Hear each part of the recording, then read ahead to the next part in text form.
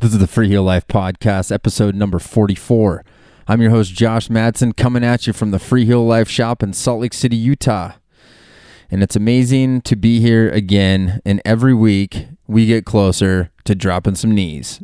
And I'm stoked, as always, to be here with you guys. Thanks for listening.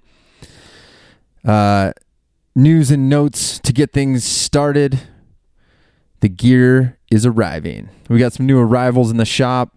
I know we've got some sizes in the Scott boots have arrived already, as well as in Scarpa boots. We have also put up some pre-orders. They are live. Majo 3.0. Get on it while it's hot. The first batch, once they show up, are going to go pretty quick. There's pre-orders for Outlaw X and various other bindings. So you can peruse the site and kind of find the things that you might need. And we will basically just queue up your order, and the minute it shows up, it will ship out. So that way you got it ahead of time. If you live in Salt Lake, you can always have us keep it here. We can mount them to skis for you.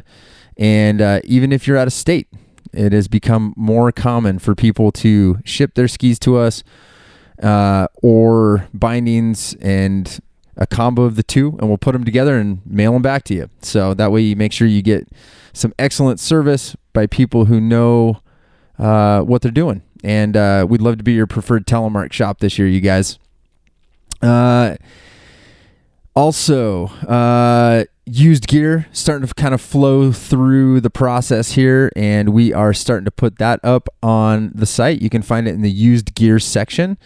I've also started doing sort of a used gear preview throughout the week. We're going to try and get those going a couple days a week, so you see new stuff that's coming in and going up on the site. If you're one of the Instagram followers, you can always follow at Used Telemark Gear, and that's kind of separate and keeps all the used stuff kind of in one spot, but it's all part of the same family of stuff.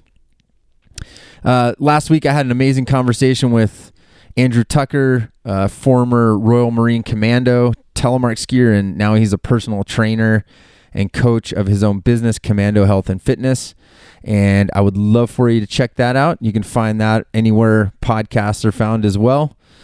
I'm assuming you're on one of those platforms right now because you're listening to this. So I am I'm stoked as always. Like I always say, I'm just stoked all the time about this week's episode. I'm still having really fun. We're like 44 episodes in, man, and this is a blast. But today, again, I get to connect with one of my fantastic friends I've met through Telemark skiing, a gentleman by the name of Hamish Moore. Hamish is originally from Christchurch, New Zealand, where he grew up skiing at nearby Mount Hutt. After traveling post-university, he met his future wife while working in the UK, and eventually they moved back to Morgedal, Norway, where she grew up. It was here that Hamish learned to telemark ski. He also was involved with tourism in Morgedal and the surrounding area and helped promote Morgedal to more telemark and ski lovers from around the world, like me. So please welcome to the show, Hamish Moore. All right, Hamish, welcome to the Freeheel Life Podcast. How are you, brother? I'm good. It's good to speak to you. Good to talk to you too, man. I was, how long has it been? I was trying to think 2010 maybe when we met. Do you remember? Yeah. I think it was, you came, I was stoked because I heard that, you're going to come to our tiny little tele festival in Morgedal. And I think it was either 2009. It must have been 2010. Yeah. Yeah, no. And I met you in the ski museum down by the lake.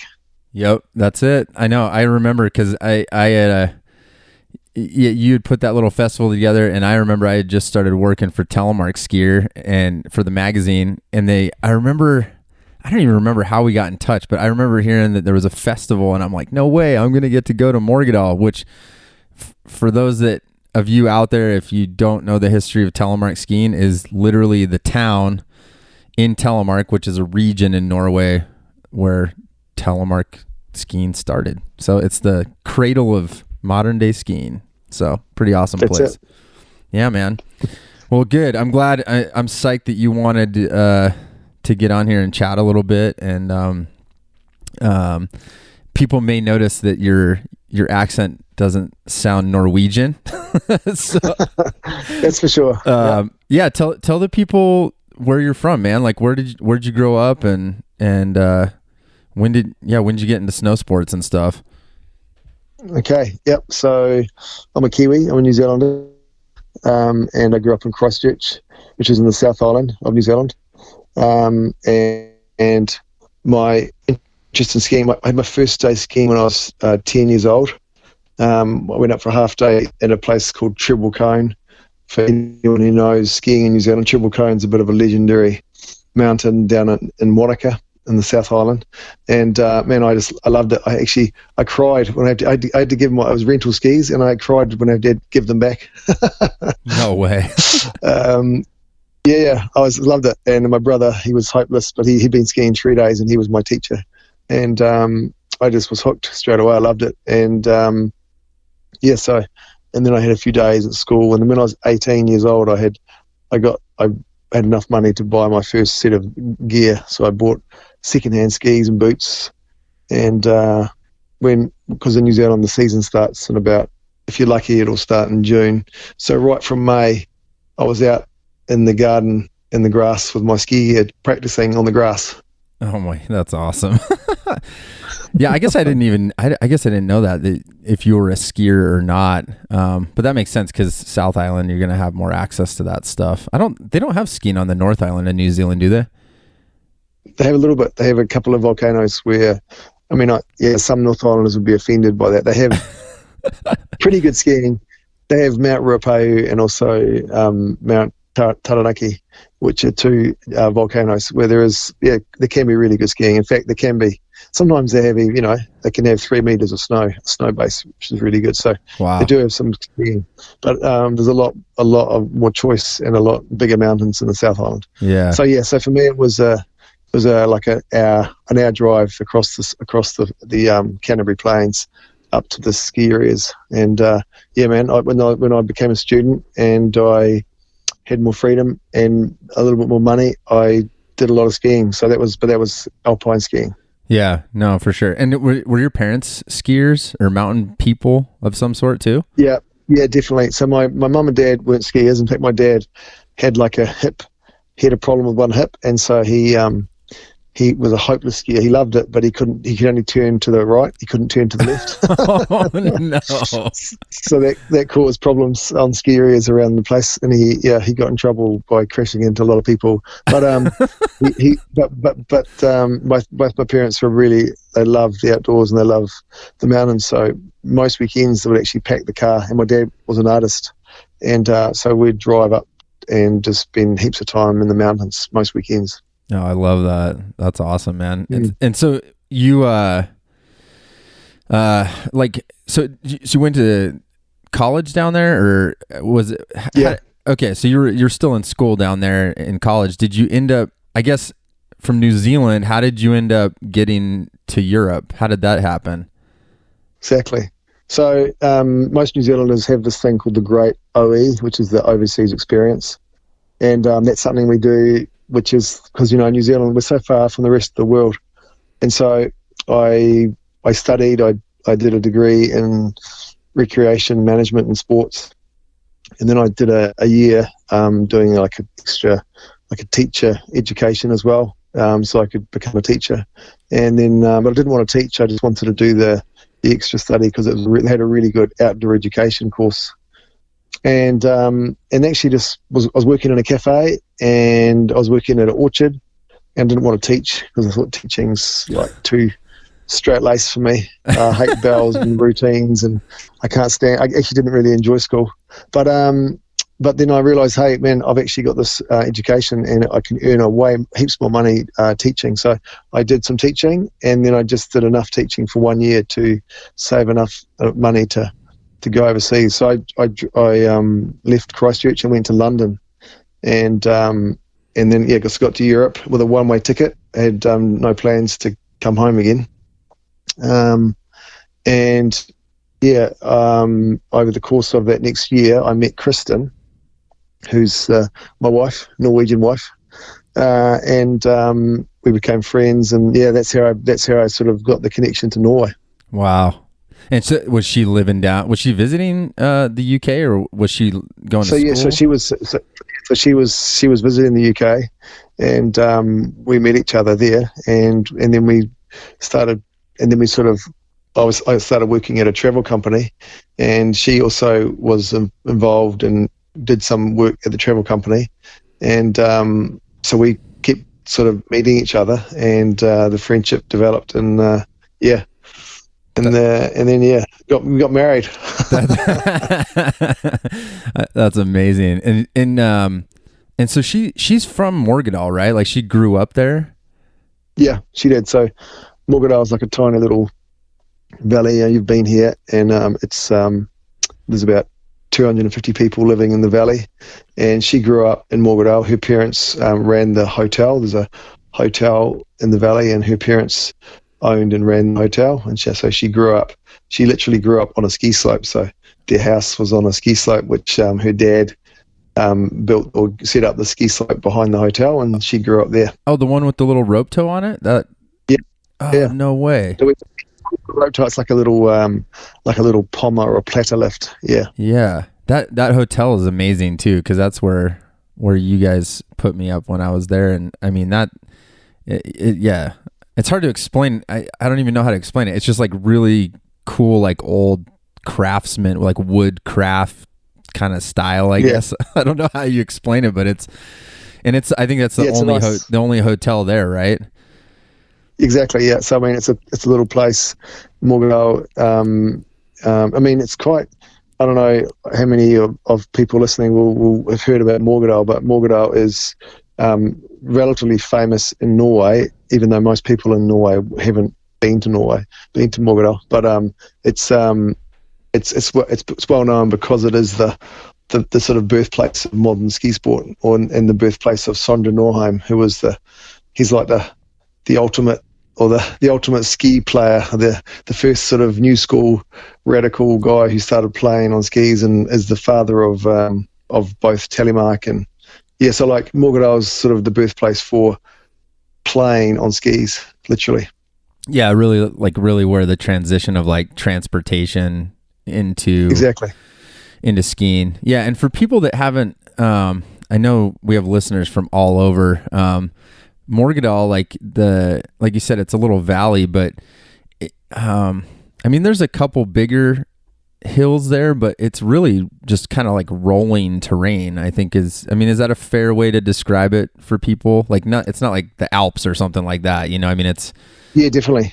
Yeah, no, it's people often think like really, I mean, there are the mountains behind Morgedal, like when I say mountains, I'm talking about, peaks which are over 1,000 meters high, but the hills around Morgedal are around about 700-800 meters above sea level, and it's just rolling kind of valley terrain, but really quite steep hillsides. And Morgedal, I guess you describe it as a little amphitheater, like a kind of, it's got the lake in the middle, and then it's got these hills all around, like a sort of bowl, and it's at 400 and I think the lake's 436 meters above sea level, so it's high enough to get quite good snowfall. So yeah.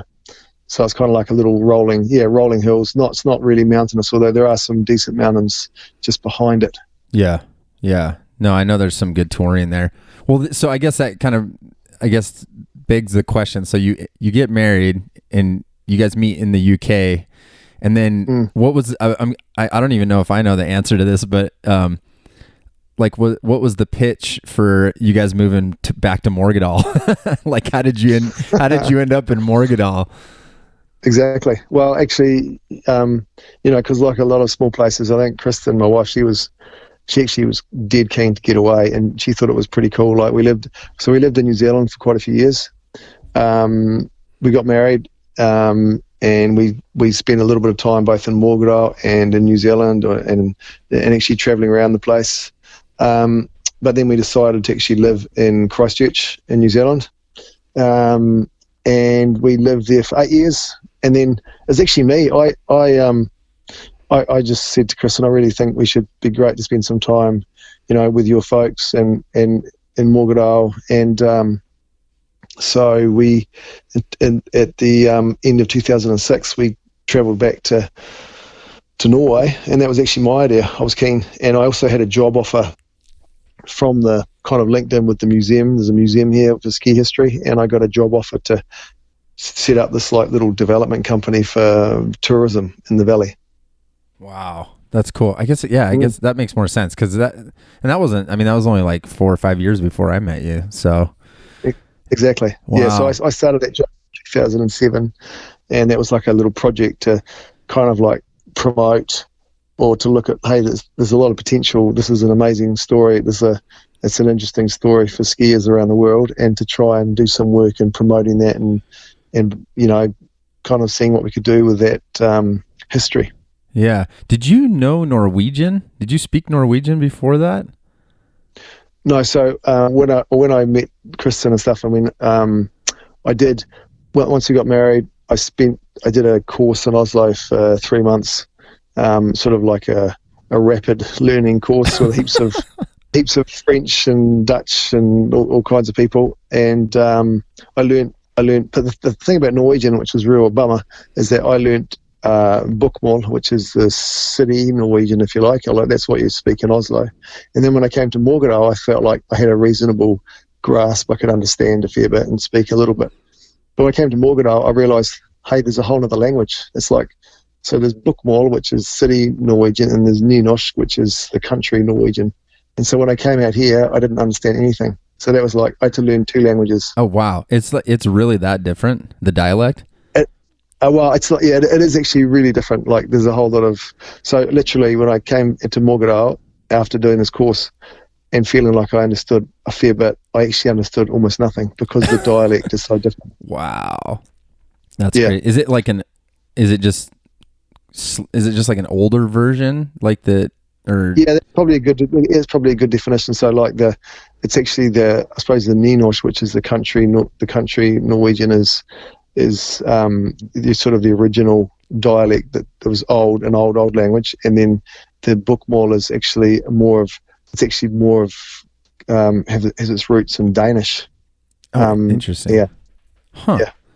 That's fascinating, man.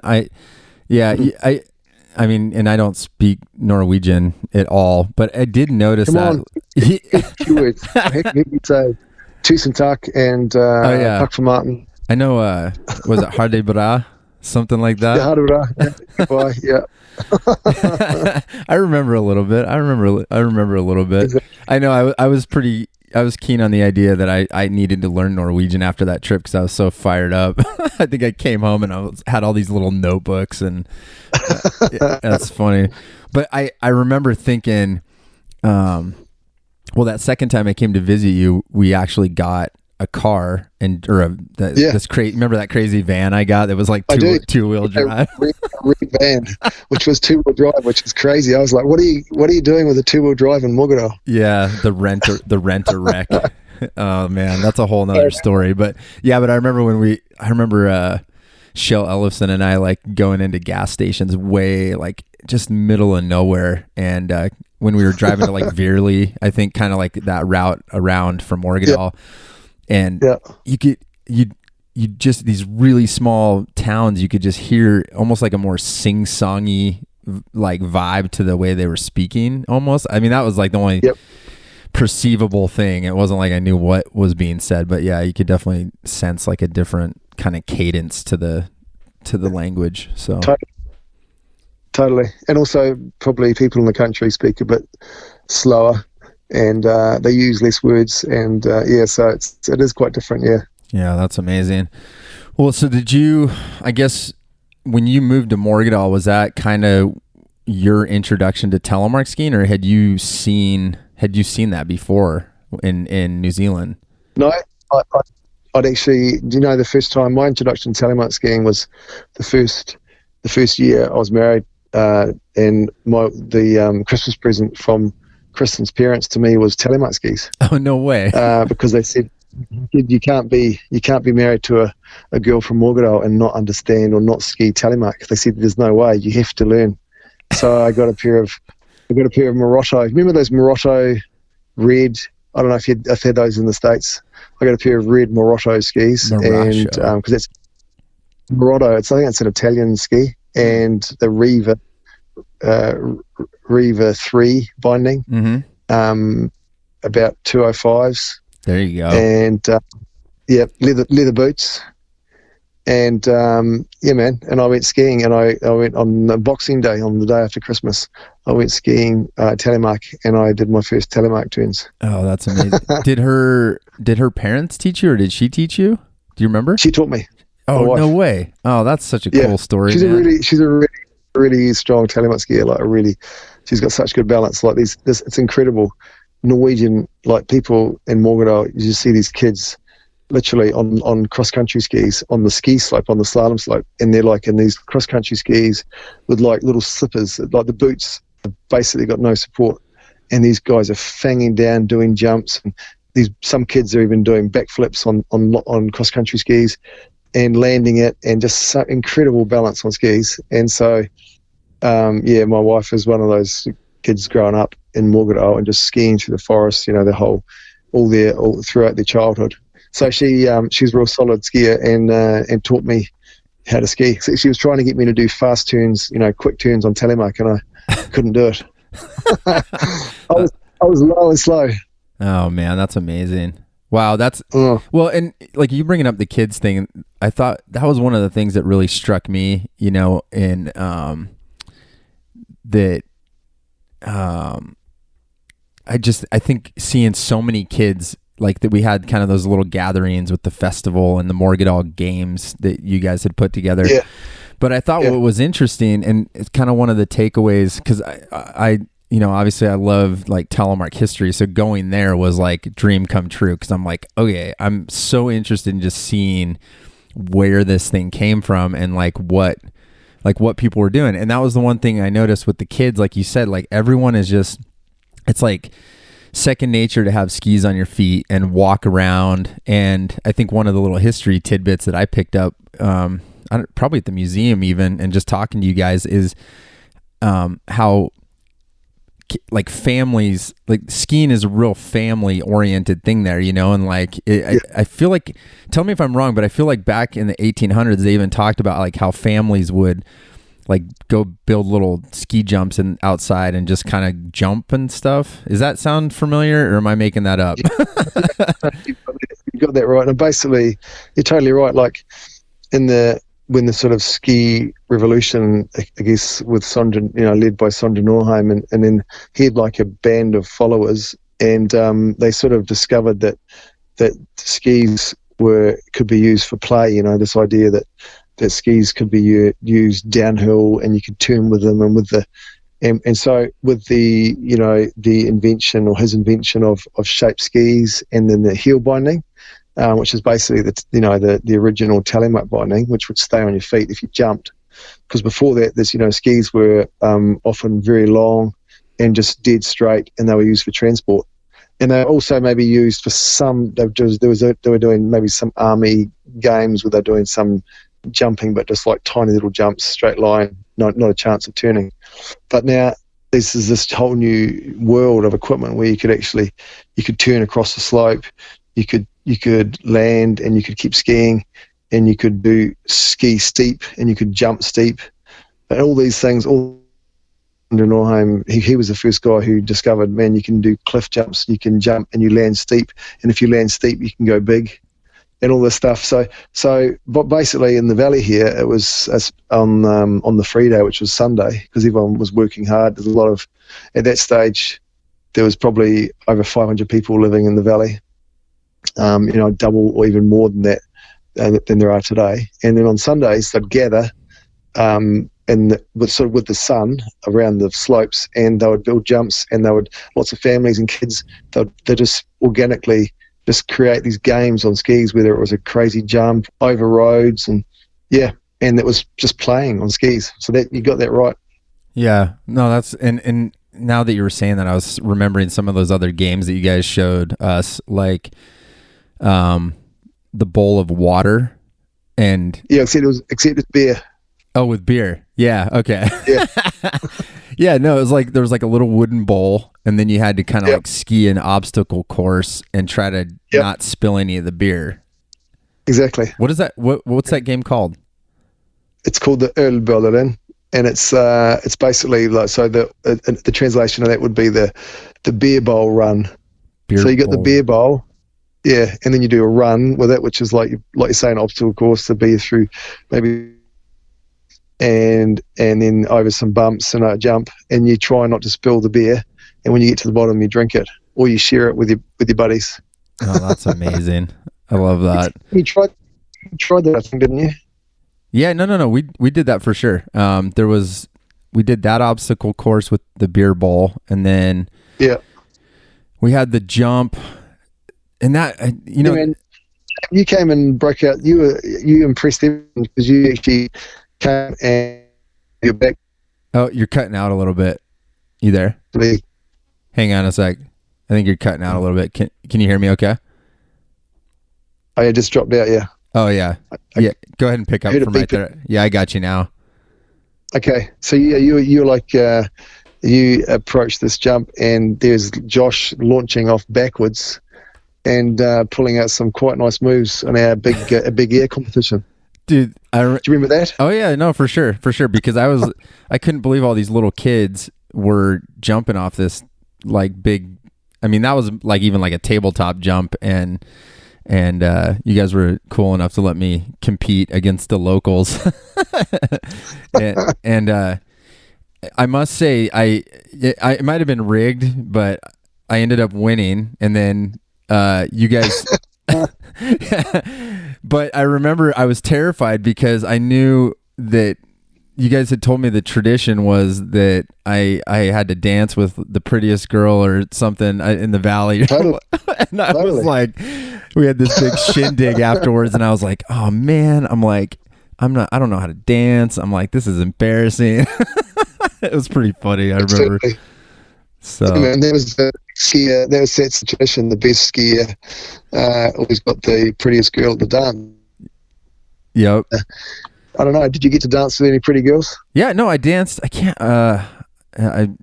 Hopefully she's not listening because I can't remember her name. But I did dance with someone. No, that's funny. No, well, that's cool. Yeah, I was trying to think what other games we'd. I mean, there was the racing, the jumping, the beer bowl.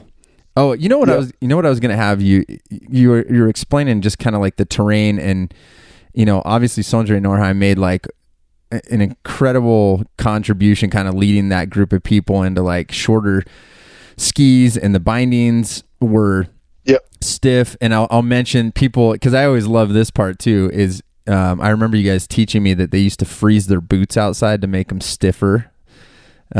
And because Americans kind of like, of course, we made our own little version of what Telemark was or something once we kind of brought it back. So everybody thought floppy boots and 3-pin bindings, and really like when you ski some of those skis in Morgedal, like they're pretty active bindings and short skis that they weren't really that skinny, to be honest with you. No, actually the original, like if you look at I've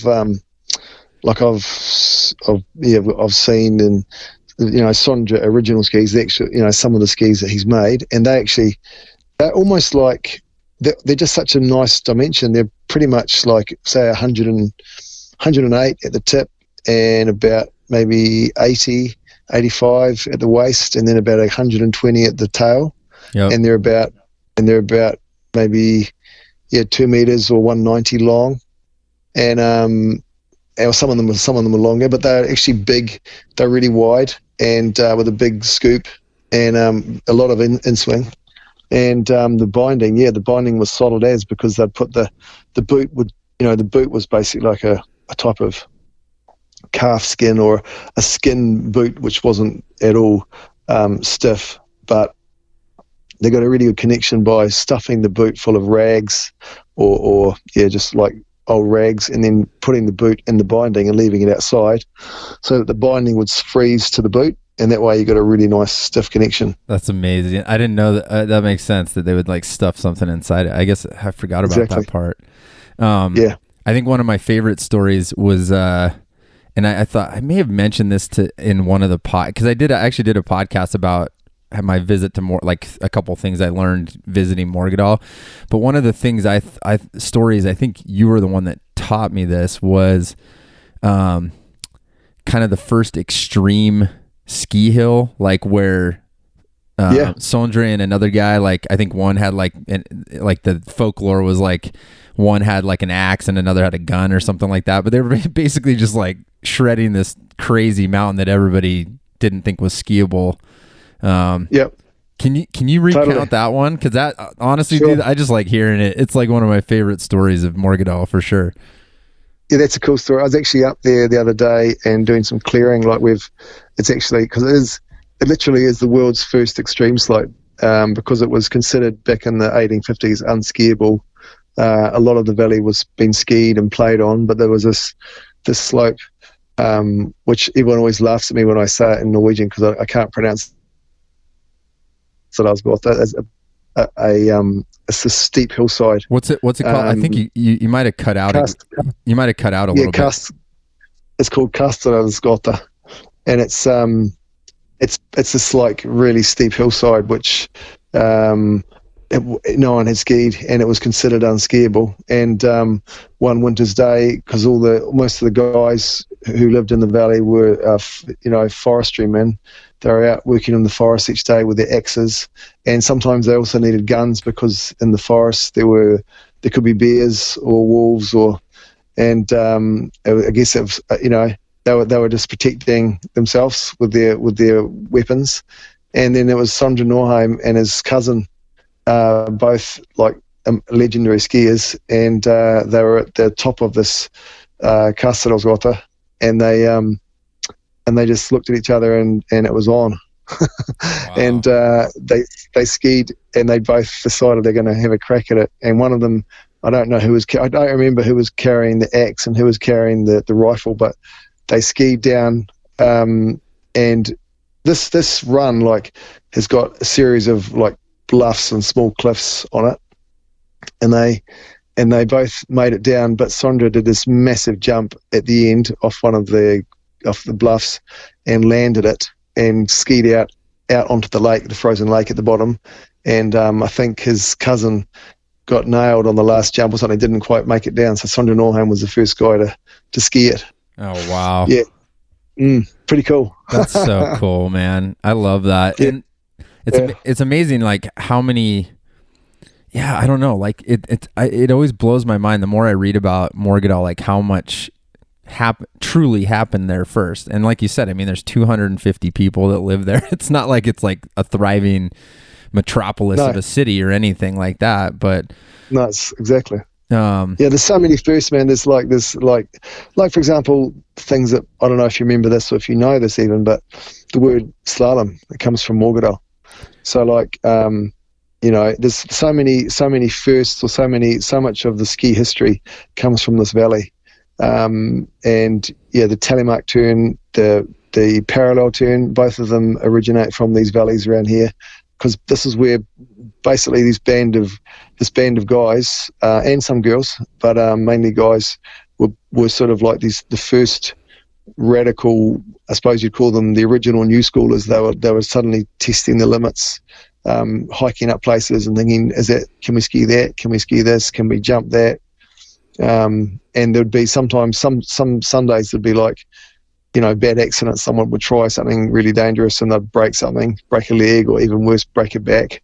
But there were like big time risk takers doing all this amazing stuff on skis, which was, the first time that had happened anywhere. And so that sort of the fame of that group spread, and they started teaching other people, and so it started from this valley and it went to other valleys close by. And so by the 1860s, 1870s, there were so many good skiers from this region that when they started having competitions in Oslo, all those competitions were dominated by skiers from West Telemark or Morgedal and this region. Yeah, and that's another great story, is like where I think the king invited people from all over to come and test their skills in Christiania, which is Oslo, And then Yep. Sondre and a couple other guys, I think, didn't they walk all the way from Morgedal to Oslo to compete or something like that? They did. They skied.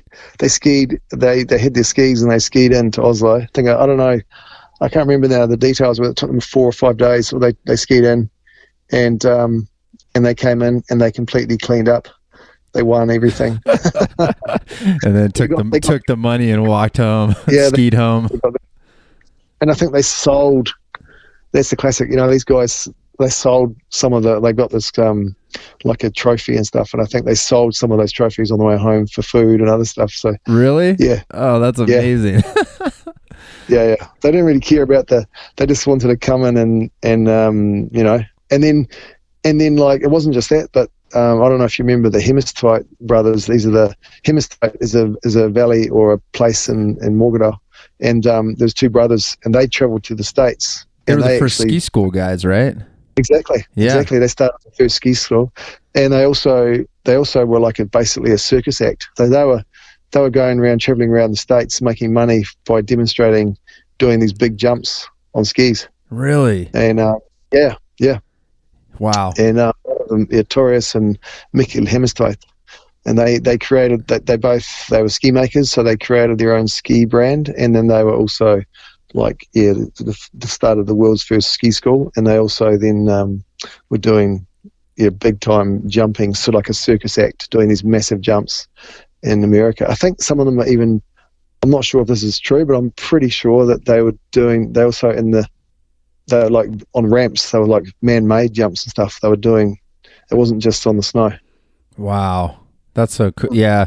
That's so incredible. I mean, it's probably, you kind of have to go back in time to realize like people didn't always ski fast down crazy hills, and, they weren't thinking about that stuff, but that must have been a crazy sight, like to see all these people jumping. I think the jumping, like you mentioned the word slaloms from there. And then I remember too, like one of the first long distance jumps was also, I think, someone from Morgedal, if I remember right, wasn't it? Like totally. Ofta or something, or? Yep. Well, you've got actually a guy called that one I know well, because that's my wife's. What was it? Her. Let's think. Is it her great granddad? Her great grandfather was the first dude to jump over 100 feet on skis. Oh. And he did that. Yeah. And that was like a big deal to break the 100-foot mark on skis was like massive. And he did that on a slope in Morgedal. Dunsta was the name of the jump. And he jumped over 100 feet. And his name was Svein Sully. And he's the guy who also went in and he won at Holmenkollen, which is, the famous ski jump in Oslo. Oh, wow. And he also, he went in there, and he won the King's medal there as well. So he was a legendary ski jumper. And then you've got and then you've got other parts of history, like you got Olav Bjørland, who was the ski maker and sled maker for the South Pole expedition for Amundsen. And he basically helped Roald Amundsen reach the South Pole first because of his skill with making skis and making sleds. He was from Morgedal. He was a ski maker and a ski jumper and a very talented skier. Wow, that's amazing. Well, and that reminds me of we were talking about Osman Clave, the ski maker and legend. How old is he now? Man, I don't know, but I'm guessing he must be. I guess he's 90. Yeah, he might even be. It's funny because I remember I told you his like grandson reached out to us and was like, I think he actually said he might be like 97 or something. That's really possible. He's definitely old, but he's amazing. He's an amazing guy. Osman is a super, and an incredibly gifted ski maker. Yeah, well, and the way that.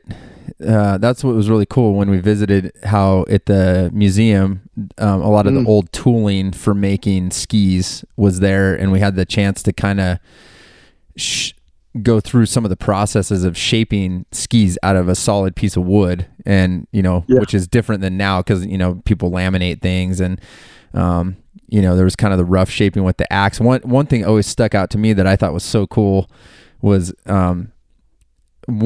how a lot of the ski makers, I think they kind of have that knife on the side, right? Like on their belt. I don't know if maybe that was a ski maker thing or if I just assumed that was, but that was cool. And then also, you're like my fact checker, man. I'm just trying to make sure I don't mess this up.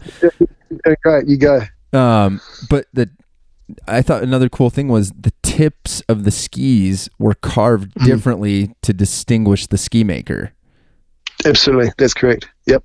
Everyone had their own, and that was always on the tip, and they'd have their own logo or their own design or their own swirl, and you could tell who'd made the skis by the tip of the ski and what, and it wouldn't be a name, but it might be a certain pattern.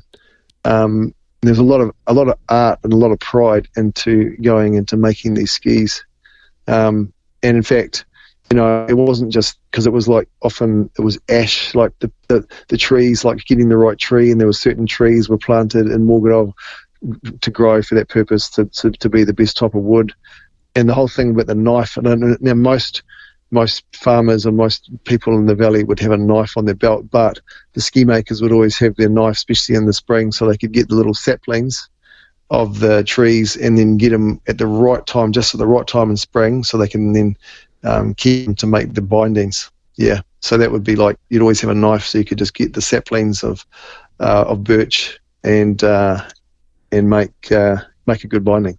Yeah, that's right, birch. Okay, yeah, because the bindings, it's kind of that's a pretty intricate system too. Like when you look at how they braided the birch saplings together. Yep. Really strong and actually incredibly durable. But that's why you need to get them in the spring when they're sort of flexible and they're springy, and there's a lot of, it's almost like a type of, you can almost think about a climbing rope, but it's almost like the dynamic stretch in it when it's spring, and that was what they were looking for, was that sort of dynamic stretch in the sapling. That's so cool. Yeah. And you brought up too, because I thought another little history aspect of that was the heel binding really was a lot to do with jumping, right? Like the reason that they went from a toe to a toe with the heel was actually so that they could catch air and not have their skis come off, right? Yeah, and also so they could, and also exert way more force across the slope. You imagine in the past, skiing was, they managed maybe a turn, but it was such a slow process to get the ski to turn, and it was like with a big stick, and it was like a really, it was a really time consuming, and you couldn't turn quickly. But the whole, with this sort of shaped ski, which were made to turn, and then with the heel binding, you could then put power on. You could power up a turn, and it would just turn fast across the slope. So, and if you imagine, the valleys around here with lots of forests and little openings or little gaps, you could ski off piste, if you like, for the first time. You could nail it down through the forest, making quite dynamic and powerful turns. And you did right. And the whole thing of jumping, and that was like, you have to remember that was considered completely suicidal. People thought jumping with skis and landing with skis and keeping on going, that was like the most crazy, ridiculous, harebrained idea. And but that was the sort of radical new approach to this sport, which was sort of growing out of sort of organic play. Pretty cool. That's so cool, man.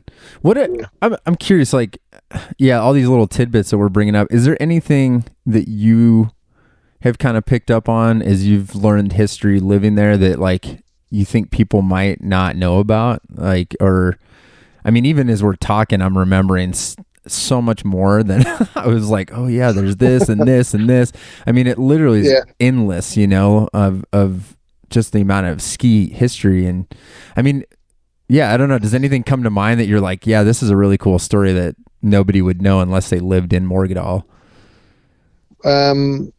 I don't know, like, you put me on the spot, but I know. You're like, but I think certainly probably just the play that ski, like the birth of ski sport, came from play, just for the pure joy of it, just for fun, and that it was just about like hiking up something, and the whole thing of sort of, hiking up a slope, untouched snow, and then just thinking, is it doable? Is it skiable? I'm gonna have a crack at it. Kind of sort of ballsy. It was sort of like, yeah, big risk takers. These original guys skiing, and also, yeah, maybe the fact that, you know, people think skiing, you know, how do they ski? What do they do with their hands? Like they generally they had a stick, which is called a lurk, which was like a stick which would maybe be about 6 to 8 feet long, and which would be carved. Often to be the same sort of thing, like the ski designer would also carve a little head or a little, like a top piece on the stick, and that would be like their steering, so they could sort of use that both sides to kind of get more control, or to get almost like carving today, get low and you could lean out on your stick and carve a turn. And yeah, that would be their sort of their upper body balance using a stick. I think yeah, that's funny you brought that up, because I think one thing that I learned about that there from Tadier, which was is Tadier, right, as I pronounce it? Yep, that's good. And he was running the museum, and I think I asked him about that after I got home, and he was saying that most of the guys from Morgedal either went to a shorter lurk stick to pick the boot, like pick the ice out of their boots, but it wasn't as long as some of the other places. And he had, that's right. Yeah, and I remember he actually mentioned part of the reason. He said there was like a time where some kids were jumping with Sondre, and like the stick broke, and like I can't remember if it was like cut the kid's back or something. I don't know if you know that story, but there was some story that he told me that kind of like led them to not to do that, or to show their superior balance that we were talking about. They would just hold that little sprig from a exactly. Like that's true. A pine sprig. Yeah, exactly. And that was like, we don't need that, because you know, you can imagine, I don't know, sometimes when I'm skiing badly, I use my poles too much too.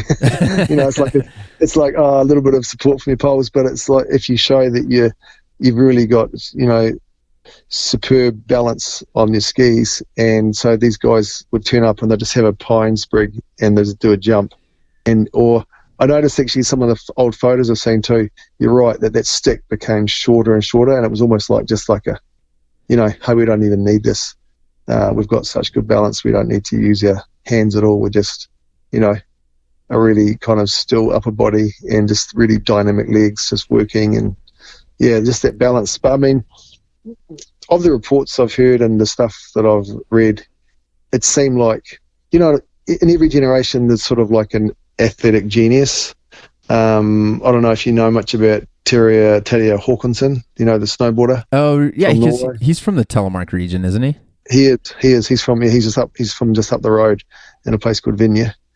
And in every generation there's someone who's just got this incredible uncanny balance, and just they can do stuff that most people can't. And I think from what I've read, that was like Sondre Norheim. He was just like incredibly, like he was like gifted athletically, like even in the dances in the hall and stuff, like, you know, the Hollingdal, you know, the dance where you remember, I don't know if you saw it. Yeah, I think you saw it demonstrated where you've got the lurk and you hold the hat, and the guys try and show their physical prowess by jumping and kicking the hat off the stick. Oh yeah, I do remember that. Yep. Remember that? And that's like a traditional dance in these regions. And like he could nail that. He could and they also had a competition who could they had these shoes with a kind of a stud in the back of the heel, and who could get their heel highest on the wall. So if you imagine a wall in a dance hall, and then all these guys are trying to jump up and put their heel as high as they can on a wall. And Sondre Norheim was unbeatable. No one could get anywhere near the height he could. So he obviously had the kind of jumping skill and the athletic ability that was like uncanny. Wow. So it was like like the heel like would like leave a little mark on the wall or something. Exactly. Yeah. Would leave a mark on the wall, and they'd be like, it's like I don't know if you, it's like a sergeant test. You have a sergeant test for like testing how good your jump is, your vertical jump. Sure. And this is like that, but with your heel, which is really, you can imagine it's pretty dangerous. Basically, you're going upside down and you're putting your heel as high as you can and then trying to land back on your feet. That's so crazy. So that was kind of like the tests of feats of strength and kind of like show off stuff in the dance hall in the evening. But he was, legend has it, all of the reports I've read, that he was unbeatable. So and you get this kind of this charismatic figure who's just such a legend and so good at something, and then get all these young kids following him, and that's basically the story of Morgedal, where all these. So I think obviously you can hear that I think it's fascinating. I think it's so exciting. I think it's such a cool history. Yeah. Yeah, and it's also kind of weird because it's kind of a hidden history, because if you came, like you said, if you came to Morgedal today, you wouldn't really know you're even here. It's like a sleepy little valley where you have to dig to kind of find it. Oh yeah, no, I mean, honestly, that was like my first experience, because I mean, I remember reading the word Morgedal probably when I was 14, when I read a book about telemark, and that's when I like figured out how to telemark ski. And this is like the early 90s. So, I always say it was like the Dewey Decimal System, like when you go to the library and you're flipping through the cards to try to find the library book, But anyways, fast forward years later, and I get invited to come visit you guys, and I'll never forget. I remember I walked up to the bus station in Oslo, and I was like, 1 ticket to Morgedal, please. And the girl just kind of like looked at me like, like, what do you mean? Where's the Morgedal? Yeah. And I'm like, what do you mean? You don't know where Morgedal is? I'm like, this is where telemark skiing's from. I'm like, you're Norwegian. You're supposed to know this. And she kind of was like, not sure. And we got the map out. I can't remember. Is it Route 34? Something like that? Yeah. 134. Yeah. Yeah. And so I'm like, okay, I'm going to, go out, and we finally get the bus ticket. I'll never forget, like, I remember getting there, and I got in pretty late. It's dark. And I remember the bus driver just stops, and I'm like looking outside, and I can see kind of the hotel off in the distance. We're on like a cold, wintry road. And I remember he unloaded my bags, and I sat there standing on the little 2-lane highway kind of going, whoa. I'm like, this is wild, because it's like a quiet little town, very like almost like you're going back in time, man. It's really cool. Yeah, totally. What a cool, man. I know, and it's just crazy to talk about all these stories, and I'm just like, man, I hope anybody who's interested in telemark skiing, I hope that they get the chance to go visit and check it out. And I guess we didn't even mention it, but Sondre's house is still there. Can you maybe just touch on that real quick? Like what, I can't ever pronounce Uveber properly. I try. Yeah, that was pretty good.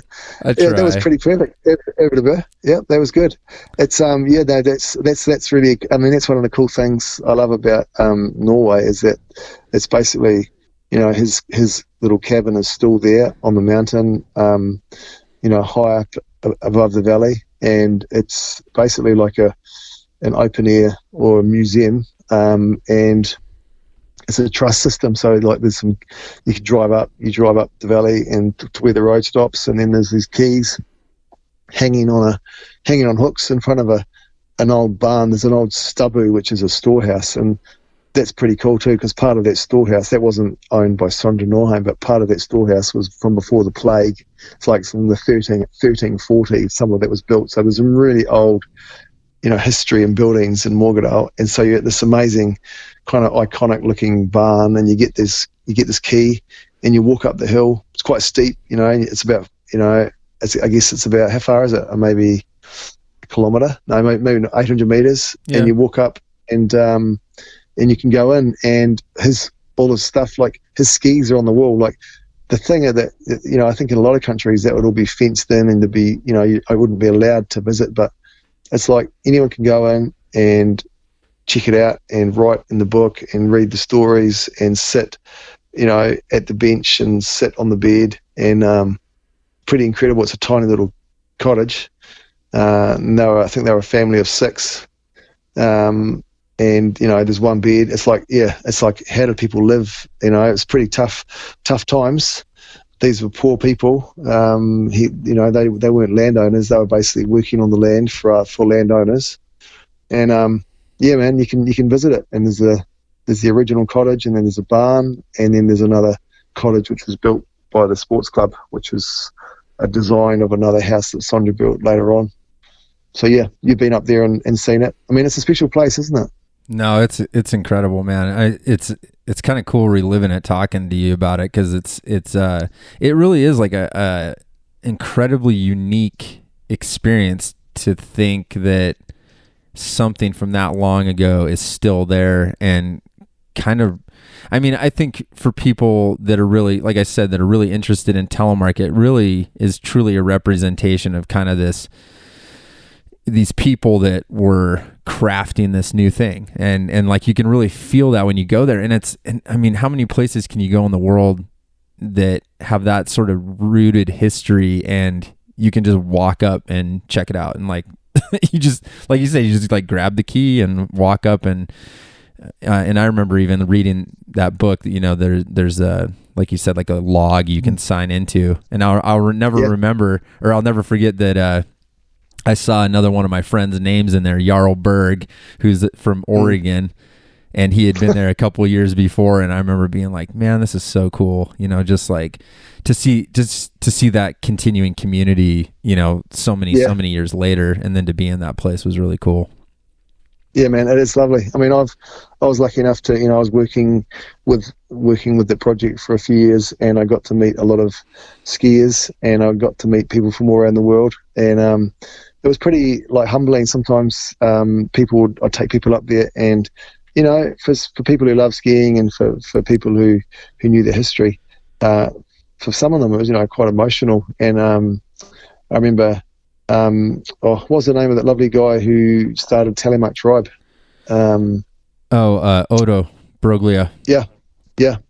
And it was so lovely being up there with him and just seeing, you know, tears in his eyes, and just, you know, I've been up there with people who have, you know, just obviously really sensed, hey, that we're in a really special place.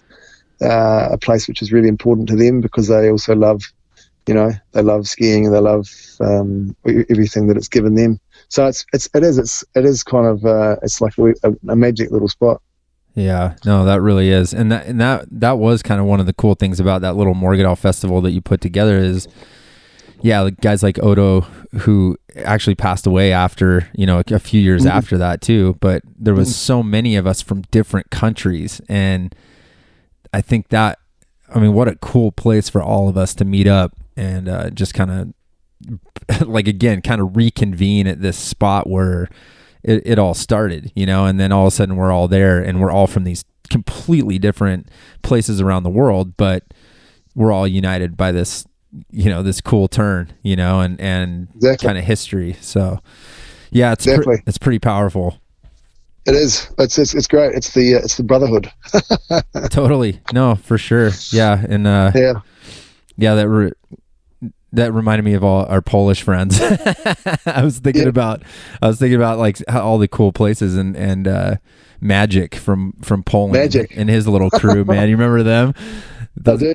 Those guys were true Telemark. They love Telemark, and they were staying in that cabin, and man, they just were, great guys, and real, you know, they just were doing it for the love of Telemark. Oh, they loved it. In fact, they invited that festival. I wish I'd love to have gone to that festival in Poland, but did you ever make it over there to that Polish festival? I haven't. Dada Deville is what I think how Magic would pronounce it, but it was Daredevil. No, I haven't. I haven't been to that one yet, but I remember being like I was like, man, what are you guys gonna do? Because when they were in Morgedal, I remember they were staying out at that other farmhouse, and they would go out hiking for like 10 hours a day or something like that, and then they'd come back, and I remember they had smuggled some they drove. Do you remember that? They actually drove from Poland. I don't know if you remember that. And they brought a bunch of like homemade they had whole food and beer and homebrew or whatever it was. Like, there's some pretty wild food they had with them. Yeah, totally. And I just remember they out toured like everybody. They're like, you guys want to go hiking for like all day? I was like, no, I think I'll wait and meet with you guys later on. Those guys were cool. Hey, actually, speaking of that, I got to put in a plug for. We're going to do it again. We're going to do I know I put out a wee thing a while back. We're going to do like a non-event. We don't want to do an event. We want to do a gathering Telemark skiers, and that's the tough thing. Like, it's, COVID-19. We don't know if we're going to manage to do it, but this next February coming up now, we want to do a wee gathering here again in the valley, and gather some Telemark skiers, and do a lot of backcountry, and a lot of just do some cool stuff and ski play and stuff in Morgedal.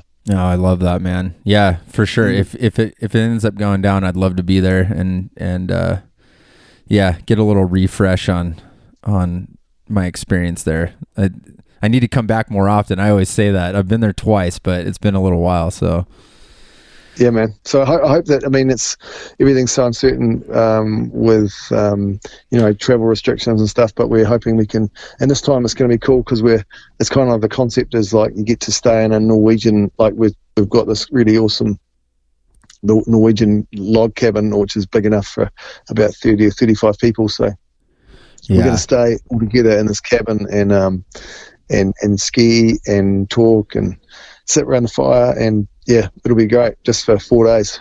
Fantastic. I love that. Save me some lutefisk and some aquavit. I'll be ready to roll. Yeah, man. You're good. I love that, man. Well, hey, dude, thank you so much for what a awesome just walk down memory lane for me, and I really appreciate you taking the time and talking to the Freeheel Life podcast people, listeners, and I just hope everybody can get an opportunity to come visit there at some point. Yeah, man, I hope so too. I'd love, and people, if they come to Morgedal, they should look me up, and I'll be happy to take them for a little guided trip up to Urvadabur. That'd be nice. Always nice to meet skiers from around the world. Yeah, for sure. And I'll make sure to link to. I think the museum's got a link, or there's a couple of things I could throw in the podcast notes just so people can kind of find more information. Yeah, man, that'd be good. Hey, it's great speaking to you, Josh, and lovely to talk history. It's been fun. Sounds good, man. Yeah, say hi to everybody for me, and I'll be looking forward to seeing if we can get over there in February. Excellent. Yeah, I hope you can. All right, brother. Have a good one. Okay. Cheers, bro. Cheers. I loved walking down memory lane with Hamish. I really appreciate him doing the podcast, and just, man, so many memories came up as we were talking just about areas that we went to when we were in Morgedal, and just some of the great people that I met there. Just, it's an amazing place, you guys. If you haven't had the chance to visit it, and you're, a diehard Telemark skier, or maybe you're just getting into Telemark and have some interest in the history of it, and you like traveling, Norway is a beautiful country to visit.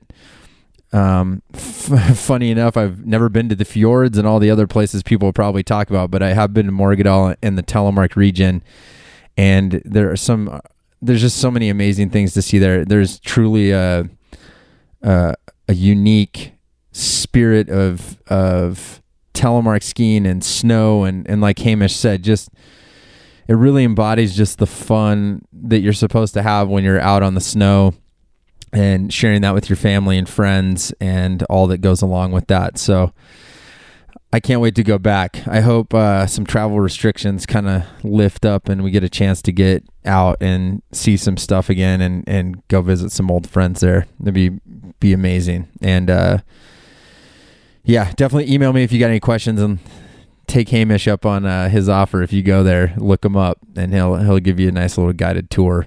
I can't think of a better person to do that. How you can support the podcast directly. As always, you can always make a donation of your choice to paypal.me/freeheellife. As I mentioned in the beginning of the episode, we're starting to get new equipment and used equipment into the shop, and we would love for you to support us by shopping with us at freeheellife.com. If you have questions, you can email customer service at freeheellife.com, and one of the team will get back to you and help you out with all your Telemark needs. Telemarkskier.com. Catch up on all the stuff we had last year, and we'll be starting to fire that one up again and getting you more information about reviews on equipment, upcoming stuff, and the like. And you can always email me at podcast@freeheellife.com with any comments, corrections, or if you just want to say what up. really appreciate you guys listening. And I hope you enjoyed the podcast and the people that I'm talking to. And I'm just going to keep it going. And I can't wait for winter and getting back on snow with you guys. So until next week, spread Telemark always, my friends.